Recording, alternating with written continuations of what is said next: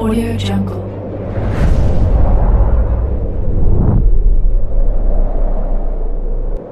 Yo, balik lagi bersama Mimin di Manhwa TV.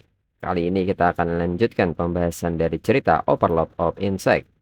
Mimin infokan kembali bagi teman-teman yang ingin menonton video terbaru lebih cepat, silahkan bergabung menjadi member di channel ini dengan biaya 10.000 per bulannya. Jika tidak, teman-teman bisa bersabar lebih dulu selama 2-3 hari untuk menonton video tersebut. Tanpa berlama-lama, yuk kita masuk ke disclaimer dulu.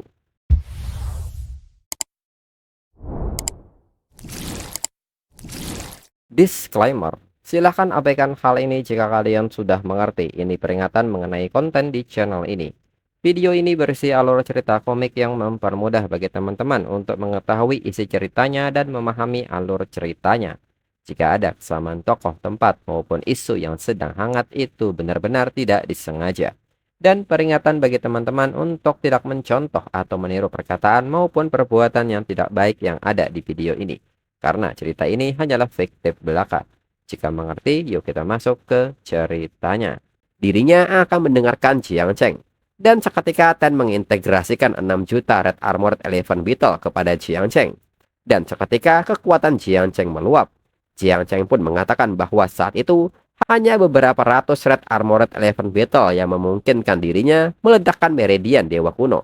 Sekarang dengan 6 juta, pintu batu ini bukan masalah lagi bagi dirinya.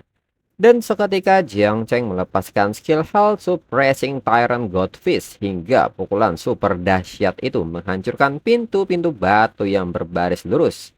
Bersamaan dengan hal ini, perubahan ranking Illusion God pun membuat semua orang kaget di mana Jiang Cheng tiba-tiba berada di posisi pertama dengan menyelesaikan uji kekuatan dan memasuki gerbang kedua, yaitu uji kecepatan.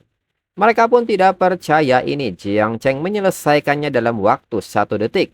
Dan menurut mereka itu tidak mungkin.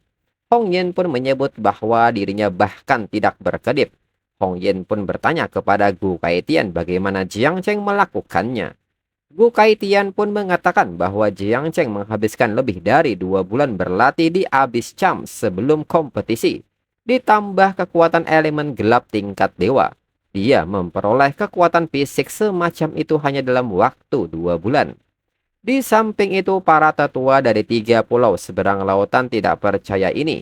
Jiang Cheng benar-benar mendorong Zhu Baitian dari Akademi Lao mereka ke posisi kelima. Mereka yakin ada sesuatu yang tidak beres dengan Jiang Cheng. Jiang Cheng pasti telah melakukan kecurangan, atau dia mungkin mengambil sesuatu. Yang Min pun mengatakan semakin tinggi seseorang berdiri, semakin keras orang itu akan jatuh nanti. Lalu kini Jiang Cheng telah memasuki gerbang kedua dari 5 gerbang. Dan notifikasi menjelaskan saat memasuki medan, Jiang Cheng akan diserang oleh ki pedang yang dipancarkan dari pilar batu. Jiang Cheng dianggap lulus jika menyelesaikan kondisi ini. Pertama, bertahan di tempat yang sama selama 3 menit. Hindari ki pedang. Jika Jiang Cheng terkena sebanyak 3 kali, maka Jiang Cheng akan mati atau tereliminasi. Kedua, temukan jalan keluar labirin. Hindari ki pedang di sepanjang jalan. Jika terkena 5 kali, Jiang Cheng akan mati atau tereliminasi. Selain itu, Jiang Cheng juga diminta untuk tidak menghancurkan pilar batu, atau Jiang Cheng akan langsung mati atau tereliminasi. Jiang Cheng pun bertanya-tanya soal labirin plus ki pedang ini. Sangat berkelok, tapi ronde ini bonus buat dirinya. Dengan cepat Jiang Cheng menggunakan Eye of Nothingness. Dan seketika Jiang Cheng mendapatkan gambaran peta labirin ini beserta jalan keluarnya di dalam otaknya. Tanpa berlama-lama Jiang Cheng segera menggunakan skill Lightning Flash dan bergerak cepat mengikuti rute yang telah Jiang Cheng dapatkan. Dalam pikiran Jiang Cheng, yang harus dirinya lakukan adalah berlari ke garis finish dengan kecepatan penuh. Lalu Jiang Cheng pun memanggil Elephant dan meminta Elephant untuk memberikan pandangan ke depan selama 3 detik.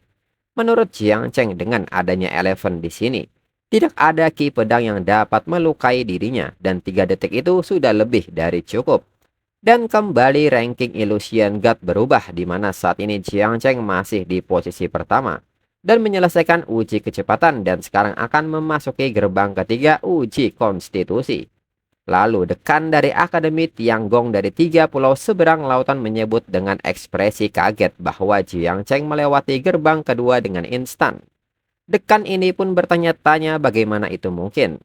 Labirin untuk uji kecepatan diatur ulang setiap kali ranking Illusion God terbuka. Bahkan dirinya tidak tahu rutenya. Betapa kuatnya Jiang Cheng ini. Lalu para tetua pun mengatakan kepada Yang Ming bahwa Jiang Cheng pasti curang. Mereka pun memohon kepada Yang Ming untuk mengumumkan jeda sekarang. Mereka harus menyelidiki Jiang Cheng secara menyeluruh. Yang Min pun hanya diam mendengar semua keluhan ini. Di samping itu, Gu Kaitian yang mendengar soal penyelidikan ini menyebut bahwa itu semua adalah skill milik Jiang Cheng. Selain itu, mereka yang memilih format ujian ini dan Illusion God ini juga milik mereka. Dan sekarang setelah orang-orangnya sendiri dipukuli seperti anjing, mereka mulai menggonggong omong kosong. Lalu salah seorang dari tetua pun meminta Gu Kaitian untuk menjaga mulutnya. Seseorang dengan kemajuan ketiga seperti Jiang Cheng benar-benar curang. Gu Kaitian pun menyebut itu omong kosong. Tetua kemajuan ketiga yang omongnya sampah. Seharusnya dirinya yang bilang tetua kotor. Seorang sampah sepertinya tidak layak menjadi dekan dari Akademi Battle God. Para tetua pun menyebut bahwa Gu Kaitian sekarang adalah pelindung negara Xia. Apakah Gu Kaitian tidak punya rasa malu? Gu Kaitian pun tidak memperdulikan ini dan memberikan tanda jarinya serta menyebut satu lagi yang mencari omelan. Dirinya pikir mereka semua telah merusak klan abadi dan suku laut selama ini. Otak mereka telah merosot. Yang Min pun seketika meminta semua orang untuk diam. Dirinya sebagai wasit pelaksana untuk ronde ini, dirinya nyatakan Jiang Cheng diskors karena dicurigai. Mendengar hal ini, Gu Kaitian pun sangat marah dan menyebut mereka sebagai pengkhianat dan binatang serta melepaskan sebuah serangan. Hal ini pun direspon salah seorang tetua dari 3 pulau seberang lautan dan menyebut Gu Kaitian sedang mencari mati. Namun di saat itu tiba-tiba sebuah energi pedang menghalau kegaduhan ini. Mereka pun menyebut ini adalah niat pedang dari kemajuan ke-9. Dan mereka pun sadar bahwa ini berasal dari Ji Lingqiu. Lingqiu pun meminta semuanya untuk minggir dan jangan ganggu tehnya. Lalu Yang Ming pun bertanya kepada Lingqiu apakah Lingqiu menyiapkan pesta di gerbang Hong. Bagaimana Lingqiu bisa menjadi kemajuan ke-9? Lingqiu seketika menyebut bahwa Yang Ming tidak berhak duduk di meja. Seekor lalat harus tinggal di tempat lalat seharusnya berada. Dan seketika Yang Ming pun terlempar kembali ke kursinya. Lalu di saat itu Yang Ming pun maju kembali. Seseorang tiba-tiba meminta Yang Ming untuk tidak melakukannya. Yang Ming pun sadar bahwa ini adalah suara Yang Mulia penguasa api. Yang Ming pun bertanya mengapa penguasa api menghentikan dirinya. Apa mereka akan diam saja dan melihat Jiang Cheng melangkah jauh di depan mereka? Babak pertama ini adalah kandang mereka. Jika mereka benar-benar membiarkan negara Xia menang, mereka akan malu sebagai tuan rumah. Penguasa api pun menanggapi ini dan menyebut bahwa Yang Ming jago dalam segala hal kecuali menjaga ketenangannya. Ini baru gerbang kedua, buat apa buru-buru? Jiang Cheng hanya bersenang-senang. Akan ada banyak waktu untuk membunuhnya selama fase membunuh 6 jenderal. Jika mereka bertindak seperti pecundang sekarang akan sulit untuk membenarkan rencana besar mereka nanti. Di saat Yang Ming dan penguasa api terus berkomunikasi melalui telepati, Lingqiu seketika memanggil penguasa api dan bertanya kalau penguasa api sudah di sini mengapa tidak menunjukkan dirinya dan mengobrol. Junior ini sudah lama mengagumi nama besar penguasa api. Tapi dirinya belum pernah bertemu dengan penguasa api secara langsung. Penguasa api pun tertawa mendengar hal ini dan keluar dari persembunyiannya. Penguasa api mengatakan karena Lingqiu sudah menyiapkan tehnya, dirinya akan menyempatkan diri untuk hadir. Lingqiu menyebut bahwa bertemu dengan penguasa api secara langsung hari ini seolah-olah 400 tahun sejarah menjadi hidup tepat di depan matanya. Jika kaisar manusia masih di negara Xia, dirinya bayangkan itu akan menjadi pemandangan yang sangat berbeda dan megah. Penguasa api pun bertanya soal pemandangan yang luar biasa ini. Lebih seperti kehancuran sebuah negara. Meskipun sebuah negara mungkin luas, mereka yang mencintai perang akan binasa. Lingqiu pun mengatakan bahwa penguasa api bahkan tidak mengerti kebijaksanaan leluhur mereka. Hanya penguasa api yang berencana dan merendahkan diri, namun nyatanya merindukannya. Selain itu, Ling Qiu bertanya soal cinta perang ini. Mungkin hanya lututnya terlalu kaku untuk berlutut, lebih baik dihancurkan daripada menjadi anjing. Penguasa api pun bertanya maksud Lin Qiu, apakah Lin Qiu mencoba berdebat dengan dirinya. Lin Qiu pun tidak membenarkan hal itu. Dirinya mengundang penguasa api untuk minum teh hanya untuk memastikan lingkungan duel yang adil bagi yang muda. Lin Qiu pun bertanya mengenai hal ini. Penguasa api menyebut bahwa dalam waktu yang dibutuhkan untuk minum secangkir teh, Chiang Cheng sudah melewati gerbang ketiga, uji konstitusi. Lalu Yin Wuxie baru saja melewati gerbang kedua. Tampaknya Lin Qiu benar-benar telah menghasilkan jenius yang luar biasa. Dirinya hanya bertanya-tanya apakah Jiang Cheng bisa bertahan cukup lama untuk menjadi dewasa. Ling Qiu meminta penguasa api untuk tidak mengkhawatirkan hal itu. Negara Xia hari ini tidak akan menghasilkan pengkhianat lain. Lalu saat ini Jiang Cheng berada di gerbang keempat, uji ketahanan. Jiang Cheng diharuskan memanjat koridor bertekanan tinggi menuju pintu keluar. Dan yang perlu diperhatikan adalah koridor akan berkontraksi secara acak. Jiang Cheng hanya dapat menahan koridor, dan Jiang Cheng tidak dapat menghancurkan koridor. Lalu Jiang Cheng pun menyebut bahwa elemen petir di alam Illusion God semakin langka. Dirinya khawatir satu kilatan petir tidak akan cukup untuk mencapai pintu keluar. Meskipun dirinya memiliki Hell Suppressing Body Enhancement, dirinya tidak bisa menjamin bahwa dirinya tidak akan menghancurkan koridor. Tapi jika dirinya tidak menggunakannya, dirinya akan berubah menjadi bantalan jarum. Ini jauh lebih sulit daripada gerbang terakhir. Jiang Cheng pun kini mencoba menggunakan kemampuan kelas utamanya yaitu Myriad Growth Hollow Tree. Setelah batang pohon tumbuh dan menahan koridor dengan cepat, Jiang Cheng menggunakan Lightning Flash. Namun di saat itu beberapa batang pohon pun kini mulai menghilang. Jiang Cheng merasa ini buruk. Butuh waktu lama untuk mengumpulkan cukup banyak untuk menggunakannya lagi. Hingga akhirnya dinding koridor mulai menyempit dan berkontraksi dengan batang pohonnya. Kembali Jiang Cheng menggunakan skill Myriad Grow untuk menahannya. Namun Jiang Cheng menyadari bahwa tekanannya terlalu tinggi. Ini tidak akan bertahan lama. Dengan cepat Jiang Cheng menggunakan skill Finest Pull dan menggunakan sulur untuk memperkuatnya. Namun koridor kembali berkontraksi dan kini hampir mencapai Jiang Cheng. Melihat situasinya, Jiang Cheng tidak punya pilihan lain dan dirinya harus mengambil resiko. Dengan cepat Jiang Cheng menggunakan Final Lightning Flash. Hingga akhirnya Jiang Cheng berhasil melewatinya. Dan kini notifikasi menyebut bahwa Jiang Cheng telah sampai di gerbang kelima, ujian roh. Jiang Cheng diminta untuk menahan serangan mental dalam lapangan dan lanjutkan ke pintu keluar. Jiang Cheng yang melihat notifikasi mengenai ujian mental pun seketika meminta pohon origin bersiap. Karena tiba waktunya bagi pohon origin untuk beraksi di gerbang kelima ini. Dengan ini tempat pertama berada dalam jangkauan. Kemudian di tempat lain di tanah sumber Dewa Gunung Dacia Kunlun, area independen dari 8 zona perang utama. Jauh di dalam Gunung Kunlun terletak di pintu masuk katakombe, Kota Pangu. Han Yue pun saat ini menggunakan skill dengan nama Great Dream Unending, Heavenly Sacred Shielded. Lalu Han Yue pun memberitahu Tuan Fang bahwa penghalang pelindung rahasia surgawi telah menutupi seluruh kota. Itu benar-benar tersembunyi. Sekarang mereka bisa yakin itu tidak akan dimata-matai oleh kemampuan apapun. Tuan Fang pun mengerti dan diketahui bahwa Tuan Fang sendiri adalah penjaga pintu masuk katakombe. Lalu Tuan Fang sebagai penjaga pintu masuk katakombe mengucapkan selamat datang kepada pasukan pembunuh dewa. Han Yue yang melihat pasukan ini pun menyebut bahwa aura ini cukup menakjubkan. Orang-orang ini tidak terlalu menonjol dengan sendirinya, tapi ketika mereka berkumpul, kekuatan formasi militer mereka sangat besar bahkan dapat mempengaruhi segelnya. Jiwa militer Suwanji benar-benar sesuatu yang lain. Untuk berpikir dia telah menempa pasukan pembunuh dewa ke tingkat ini. Suwanji seketika menghampiri Han Yue dan mengatakan bahwa itu sungguh suatu kehormatan menerima pujian dari Han Yue. Han Yue meminta Suwanji untuk tidak terlalu sombong lebih dulu.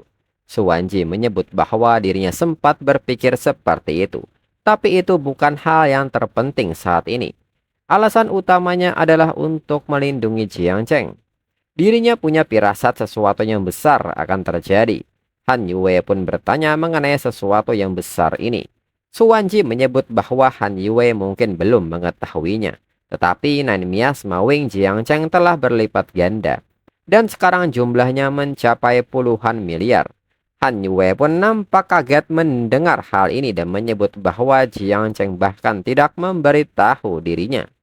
Suwanji pun meminta Han Yue untuk tidak menyalahkan Jiangcheng. Dirinya lah yang meminta Jiangcheng untuk tidak mengatakan apapun. Lagi pula tidak semua orang punya bakat akting. Hanya orang yang benar-benar tidak tahu yang bisa menyembunyikan kebenaran dengan meyakinkan. Han Yue pun membenarkan hal itu. Entah itu dirinya, Gu Kaitian, Ling Qiu, tidak ada satupun dari mereka yang pandai menyembunyikan sesuatu. Han Yue pun bertanya apakah ini sesuatu yang besar yang ingin Suwanji bicarakan.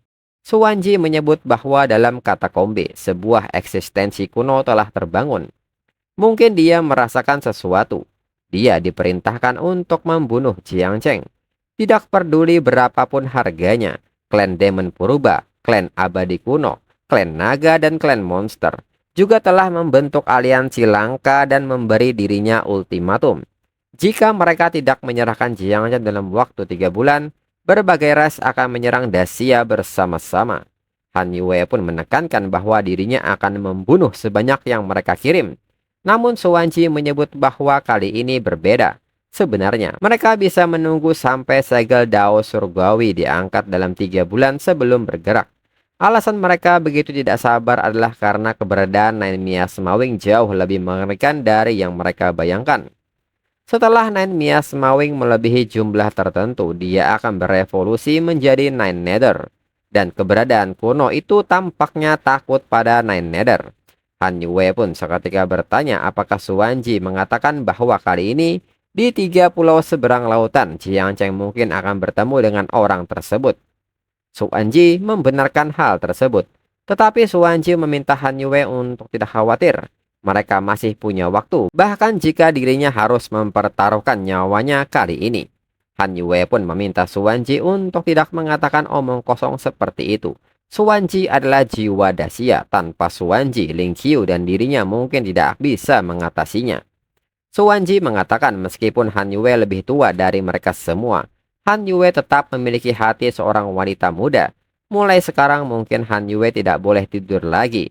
Pergi melihat sungai dan gunung Dacia. Bepergian lebih banyak, habiskan lebih banyak waktu dengan Jiangcheng.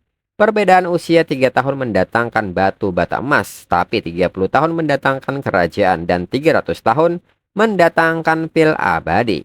Kembali ke ujian besar Sky Cloud, notifikasi pun mengatakan bahwa gerbang kelima ujian konstitusi, di mana Jiangcheng harus menahan serangan mental di dalam arena dan lanjutkan ke pintu keluar. Jiangcheng yang melihat notifikasi ini pun bertanya-tanya apakah hanya ini saja. Bahkan tanpa pohon origin ini bukan tantangan baginya. Dan seketika, seekor monster buas muncul. Jiangcheng melihat monster ini bertanya-tanya apakah ini acara utamanya. Jiangcheng pun segera meminta pohon origin untuk mengatasi hal ini dan tiba-tiba aura Jiangcheng memuncak dan melepaskan energinya hingga membuat monster buas ini hancur. Jiangcheng pun tidak menyangka ternyata monster buas ini sangat lemah. Dan kembali ranking Illusion God mengalami perubahan di mana Jiangcheng masih berada di posisi pertama dan telah menyelesaikan 5 gerbang dan kini memasuki ujian membunuh 6 jenderal. Orang-orang dari 3 pulau seberang lautan pun heboh karena tiba-tiba Jiangcheng telah menyelesaikan gerbang kelima. Mereka pun bertanya-tanya apa yang sedang terjadi.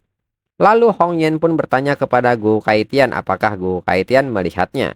Jiangcheng melewatinya dalam sekejap. Gu Kaitian yang nampak begitu bersemangat menyebut bahwa dirinya melihatnya. Jiangcheng unggul 5 menit dari posisi kedua. Lalu para tetua dari 3 pulau seberang lautan menyebut bahwa itu tidak mungkin. Bahkan seorang psikis pun tidak bisa melakukan itu. Mereka yakin Jiangcheng pasti curang. Ling Qiu yang sedang minum teh pun menyebut bahwa secangkir teh yang sangat jelek dirusak oleh lalat betapa menjijikannya. Ling Qiu pun bertanya tidakkah penguasa api setuju atau dirinya bisa panggil penguasa api dengan nama Yanzun.